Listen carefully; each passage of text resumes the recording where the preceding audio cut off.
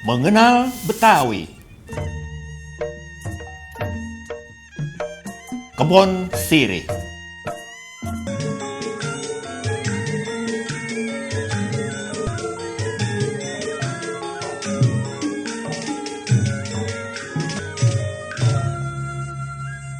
Abang Nona Cangcingnya Babe, sebelum lanjut nonton video ini, jangan lupa like, share, klik lonceng notifikasi, komen, dan subscribe channel Lembaga Kebudayaan Betawi. Wilayah Kebon Sirih sudah tercatat sejak abad 19 dan menjadi bagian dari kota inti Wiltevreden. Diperkirakan kawasan ini merupakan kebun sirih.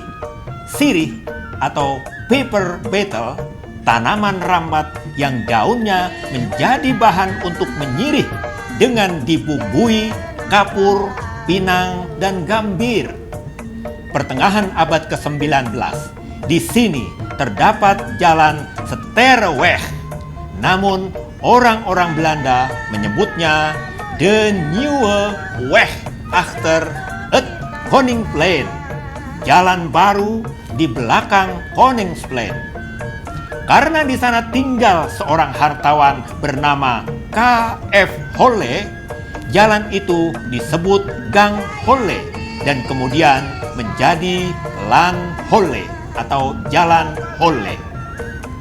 Kini di kawasan Kebun Sirih banyak berdiri gedung perkantoran, baik kantor pemerintah seperti gedung DPRD DKI Jakarta maupun kantor-kantor swasta dan BUMN.